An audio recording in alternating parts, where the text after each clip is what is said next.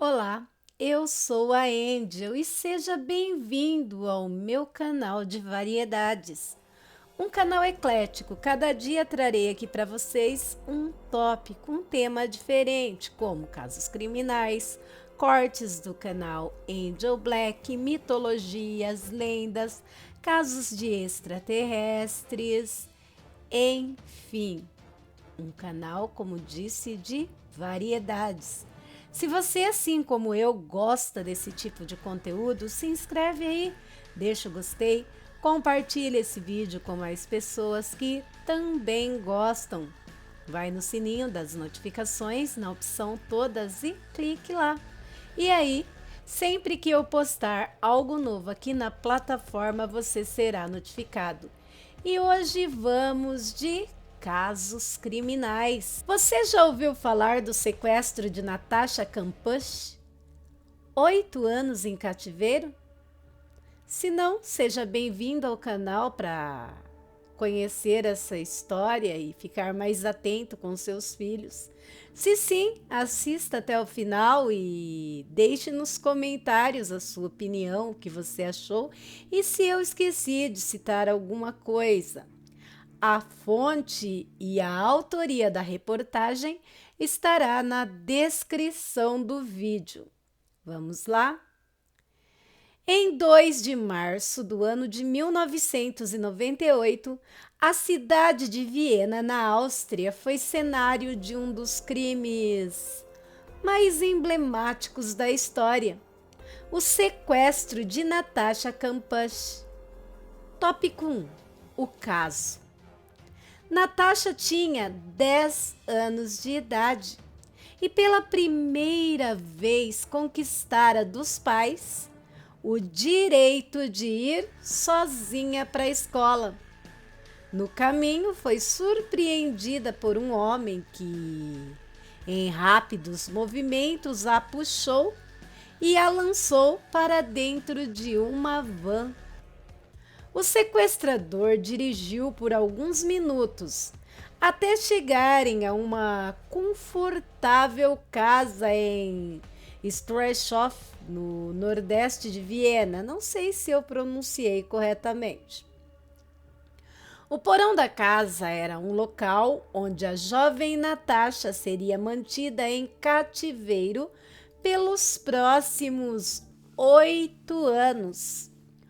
O cômodo era escuro, com cerca de 5 metros quadrados. Cheirava mal, tinha um vaso sanitário, uma beliche e uma pia para sua higiene. Não havia luz natural e o ar era trazido por meio de um tubo de ventilação fixado no teto, provocando um ruído constante e enlouquecedor. No início, o sequestrador tentava convencer a garota que seus pais não queriam pagar o resgate estipulado por ele e por isso ela passaria a ser sua propriedade. Sinistro, né? Durante 8 anos, a garota sofreu diversas agressões físicas e psicológicas. Ouviu do sequestrador frases rudes como "ninguém te ama". Chegou a apanhar mais de 200 vezes em uma única semana. Por diversas noites era obrigada a dormir com as mãos amarradas a ele e sofria abusos sexuais. Com o decorrer do tempo, adquiriu a confiança do sequestrador e passou a sair esporadicamente de seu cativeiro para realizar serviços domésticos e reformas na casa.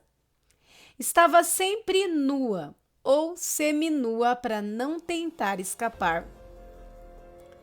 Durante os anos de cárcere, a jovem saiu da casa algumas vezes junto com o sequestrador para ir até a cidade ou até mesmo para esquiar nas redondezas. A todo momento recebia ameaças de que, se fugisse, seria morta imediatamente. Sim, seria morta imediatamente se tentasse fugir. Em 23 de agosto do ano de 2006, quando Natasha Kampusch estava no jardim limpando o carro do sequestrador, finalmente conseguiu fugir. Ao ver o seu algoz distraído ao telefone e o portão destrancado, saiu rapidamente e correu pelas ruas da vizinhança até entrar na casa de uma senhora e pedir por ajuda. Cerca de 8 horas após a fuga de Natasha, seu sequestrador, Wolfgang, se matou. Atirou-se na frente de um trem ao norte da cidade de Viena. Tópico 2. A infância pré-sequestro. Natasha Kampusch nasceu em uma família humilde. Seu pai, Ludwig Koch, era padeiro e sua mãe, Brigitta Sarni, costureira. A jovem morava com sua mãe no subúrbio de Viena, sendo a caçula de 3 irmãs. Natasha não foi a criança mais esperada pelos pais. Na verdade, o seu nascimento ocorreu quando sua mãe já tinha 38 anos e ansiava por liberdade após já ter criado 2 filhas, a mais velha com 20 anos quando Natasha nasceu. A infância da menina austríaca foi marcada por brigas entre os pais, que mesmo depois de separados não mantinham um relacionamento amistoso. A guarda da menina era alternada entre os dois, que deveras era motivo para mais intrigas. No primeiro livro lançado por Natasha, ela relata de forma explícita a dificuldade no relacionamento com a figura materna. As brigas eram rotineiras. Às vésperas do crime, Natasha havia discutido com sua mãe e, na manhã do sequestro, saiu de casa sem se despedir. Tópico 3. O sequestrador. Wolfgang era um austríaco comum. Tinha um perfil longe de qualquer suspeita. Filho único, era técnico em comunicações por formação e trabalhou durante muito tempo na Siemens. Morava sozinho em Strashof an der Nordbahn, cerca de meia hora da casa de sua vítima. A residência foi construída por seu avô após a Segunda Guerra Mundial e continha um abrigo contra bombas, que mais tarde fora reformado e adaptado para servir de cativeiro à jovem Natasha Kampusch.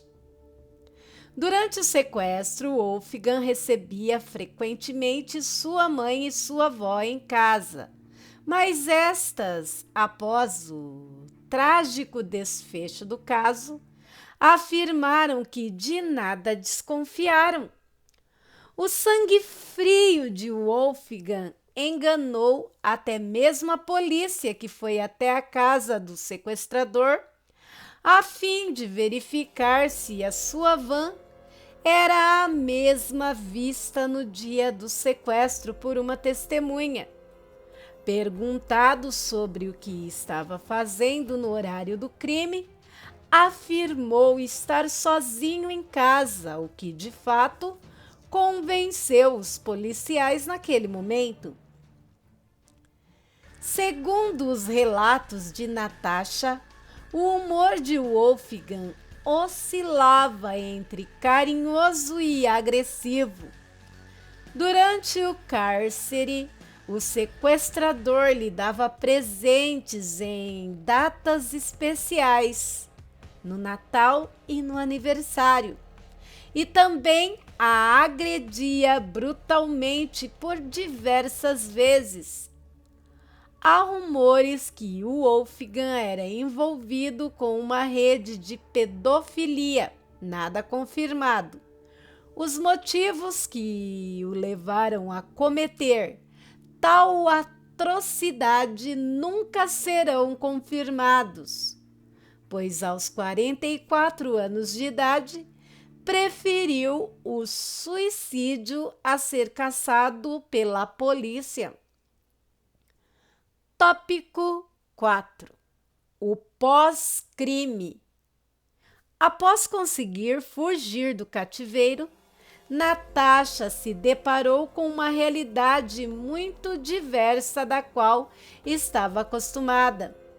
Além da dificuldade em se readaptar à vida em sociedade, precisou lidar com os frequentes assédios da mídia. De fato, a história da menina sequestrada aos 10 anos de idade e mantida em cárcere até os 18 anos causava comoção e, ao mesmo tempo, aguçava a curiosidade de todos. Saber que uma garota perdeu os melhores anos de sua vida trancada em um porão despertava compaixão da sociedade, que, em um primeiro momento, a enxergou como uma vítima inocente e frágil. Contudo, a postura da jovem foi surpreendente. Não quis ser a vítima. Desde a primeira entrevista, transmitida por 120 canais de televisão, gerando lucros astronômicos a Natasha, a jovem manteve-se calma e explicou que considerava o Wolfgang como alguém perturbado mentalmente e sentiu pela sua morte trágica. Os livros que ganhara de Wolfgang durante o cárcere e as horas que passava assistindo televisão e escutando rádio contribuíram para que Natasha, ainda que reclusa em um porão, fosse fiel espectadora de tudo o que acontecia à sua volta. Articulada e bem desenvolta frente às câmeras, não demorou muito para ter o seu próprio programa de entrevista na televisão austríaca. Concluiu os estudos e, 4 anos após sua liberdade, publicou seu primeiro livro, 3.069 Dias de Cativeiro, que após 3 anos virou filme. Seu segundo livro, 10 Anos de Liberdade, foi lançado no ano passado e retrata como tem sido sua vida após a fuga do cativeiro. Além dos lucros advindos da mídia e de seus livros, a jovem pleiteou na justiça uma indenização milionária do Estado, alegando que a investigação foi omissa em diversos pontos. Com isso, recebeu 2/3 da casa de Wolfgang. Mais tarde, comprou da mãe de Wolfgang o restante e seu carro. Bastou que lucrasse sobre a sua própria história para que a sociedade a visse com outros olhos. A menina, que ficou trancada em um porão durante anos, não se mostrou ingênua, mas sim capaz de fazer o seu calvário se transformar em dinheiro. Tal atitude gerou, de certo modo, um preconceito da sociedade para com Natasha. Para muitos, ao ferir lucro com a sua história, instiga a ideia de que obteve muito mais vantagens do que prejuízos com o cárcere. E isso não é moralmente correto. Não é essa postura que a vítima deve ter. Para Natasha, o julgamento da sociedade a afetou emocionalmente, mas não a fez desistir de ajudar as pessoas com os lucros obtidos com a sua história. Em uma das entrevistas, a jovem afirma: por ter tido uma atenção do público, eu tenho uma responsabilidade e gostaria também de usá-la para o meu próprio benefício e para o benefício de outras pessoas. Uma coisa é certa: os lucros vindo de seu calvário se transformaram em caridade. Construiu e equipou um hospital infantil no Sri Lanka. Natasha Kamposhi Children Heart. Atualmente, a jovem de 29 anos continua ajudando os mais necessitados, mas vive reclusa em seu apartamento no centro de Viena, fugindo de holofotes e se mantendo longe o quanto possível do assédio da mídia. Tópico 5. As contradições do caso. As especulações sobre o caso eram e ainda são as mais diversas possíveis. Vão desde a participação ativa da vítima forjando o próprio sequestro para fugir de sua família conturbada, até a participação da mãe de Natasha no sequestro, o que de fato contribui para o fomento desses rumores. É a contradição na fala de Natasha. No livro, ela narra que era a primeira vez que ia para a escola sozinha, e em entrevistas a diversos canais de comunicação, diz que já tinha ido sozinha outras vezes. A história do sequestro também é nebulosa. Quanto ao momento da captura da jovem, uma testemunha com 12 anos na época dos fatos relatou que viu 2 homens colocando a menina dentro da van. Enquanto isso, Natasha alega veemente que somente Wolfgang estava presente no momento do rapto. Ernst Rosapfel, amigo e parceiro de negócios do sequestrador, afirmou em depoimento que Natasha e Wolfgang visitaram sua casa cerca de 1 mês antes da fuga da garota, segundo ele. Ele a apresentou como uma amiga, embora não tivesse dito seu nome. Ela me cumprimentou com naturalidade, parecia contente. Ademais, especialistas afirmam que Natasha é um caso claro de síndrome de Estocolmo, o que justificaria sua omissão quanto a muitos fatos ocorridos no cárcere. Essa síndrome pode afetar vítimas de sequestros, que passam a nutrir certa admiração por seu algoz. No caso de Natasha, em diversas entrevistas, a jovem repreendeu o uso do termo monstro sexual ao se referir a Wolfgang. Diante de tantos contrastes entre os depoimentos de testemunhas e as falas de Natasha, a polícia austríaca criou em fevereiro de 2008 uma comissão de inquérito para verificar possíveis erros ou omissões durante o inquérito policial do sequestro, inclusive para apurar o envolvimento de mais pessoas no caso. O caso foi definitivamente encerrado em 2010. Para a polícia, Wolfgang não tinha comparsas. Agiu sozinho, movido apenas por distúrbios psicológicos. No entanto, passado 11 anos da fuga da menina do cativeiro, os boatos não cessaram e, volta e meia, atormentam o sossego tão pretendido por Natasha Campos. Fonte: Canal de Ciências Criminais.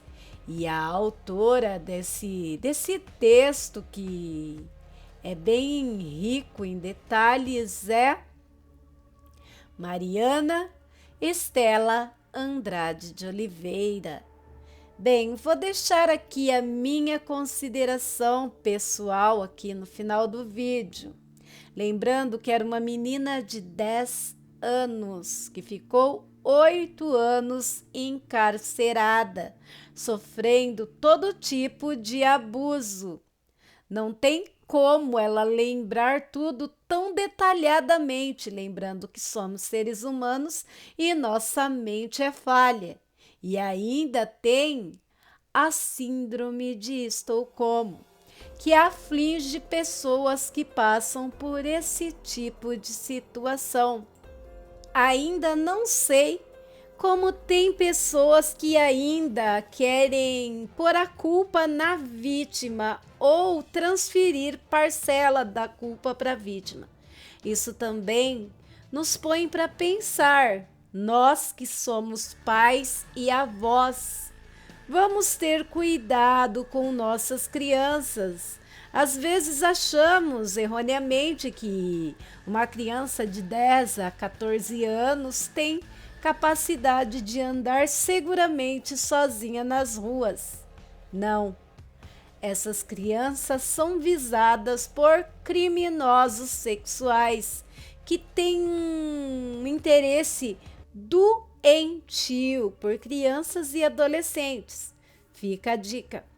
Bem, se você ficou até o final do vídeo, se inscreve no canal, deixa o gostei, compartilha esse vídeo com mais pessoas que gostam desse tipo de conteúdo. Vai lá no sininho das notificações, na opção todas, e clique lá.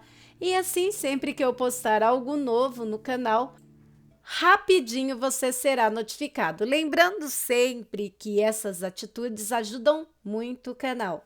Lembrando aqui que o canal não é monetizado, espero poder contar com você, com a sua ajuda, para que você compartilhe esse vídeo o máximo que você conseguir, você que gosta do meu trabalho, para assim atingirmos os 1000 inscritos para poder então monetizar o canal. Vamos lá? E você aí que gosta do meu trabalho também, vendo que o canal não é monetizado, quiser dar uma forcinha monetária para o canal, tem uma chave de Pix na descrição do vídeo. Desde já eu agradeço muito qualquer contribuição, pois qualquer ajuda que chegar é muito bem-vinda. Agradeço de coração. Bem, meus amigos, por hoje é só. Fiquem com Deus e até um próximo vídeo. Bye!